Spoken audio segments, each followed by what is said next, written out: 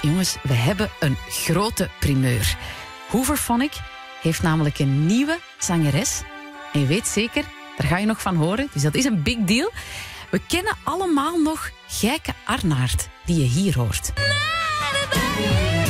Schitterend nummer van 15 jaar geleden ondertussen, denk ik, Mad About You van Hooverphonic. En dan was er natuurlijk daarna ook Noemi Wolfs hier in het prachtige Amalfi.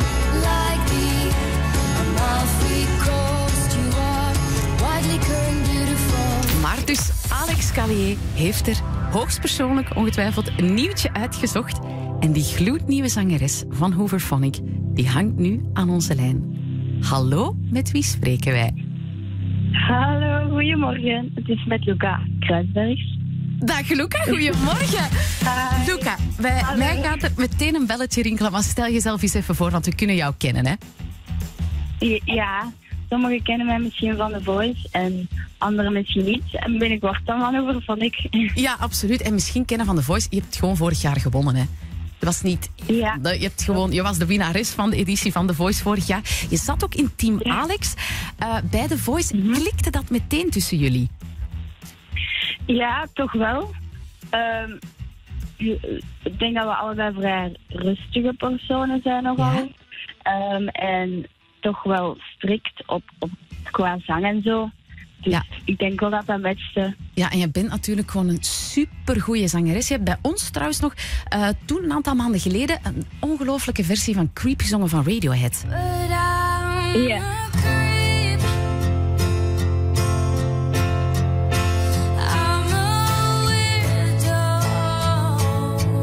Wauw. Dat was indrukwekkend, Luca. Echt waar, super gedaan. Nu, ik herinner mij wel dat jij wel nog ontzettend jong bent. Hè? Hoe oud ben je? Ja, ik ben 17 momenteel. En zie je dat dan zitten om met Alex Calier? Allee, om daar dingen muzikaal dan uiteraard mee te doen? Ja, tuurlijk. Maar dat is geweldig ook, omdat die al zoveel ervaring hebben en dit al zo lang doen, dat ik ook zoveel kan leren. En ik denk, jong of oud, plezier maken doet je sowieso. Hè? Ja, absoluut. Zeg, en je hebt natuurlijk wel al wat zangeressen versleten. Heb je daar niet een klein beetje schrik van Alex? Nee. Nee. Nee. Dat nu niet. Nee, dan goed. Maar je staat dan duidelijk al wat steviger in je schoenen. Zeg, en wanneer gaan wij iets horen? Want waar ben jij op dit moment? Momenteel ben ik in Londen. Je zit gewoon in Londen? En dat heeft ook te maken met Hooverphonic? Ja, vandaag is mijn officiële eerste concert. En dat is al direct in Londen.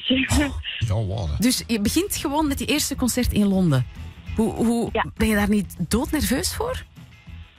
Wel, eerst wel, omdat het direct heel, heel groot klinkt, omdat het in Londen is.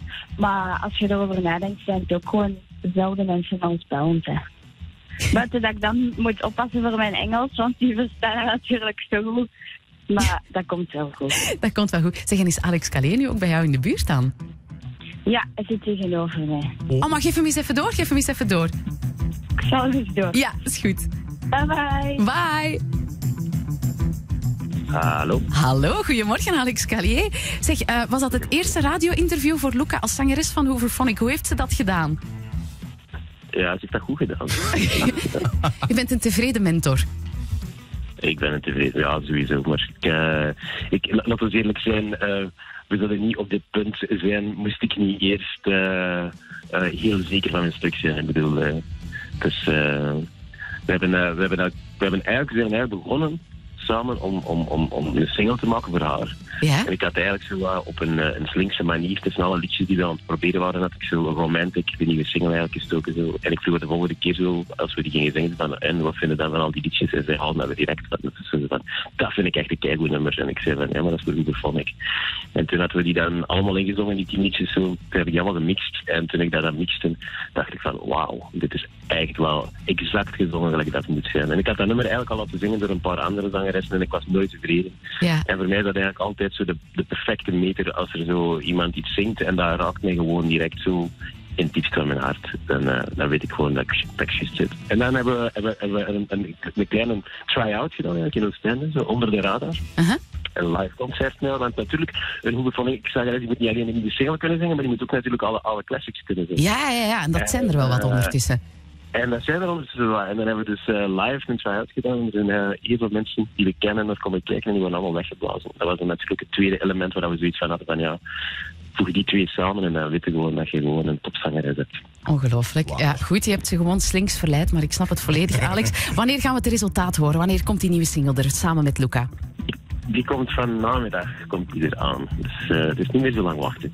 En je kunt nu op Instagram en op Facebook en zo kun je eigenlijk al een teaser zien waar je eigenlijk al een stukje van het nummer kunt horen met een klein stukje video. Dus, oké. Gaan we meteen opzoeken.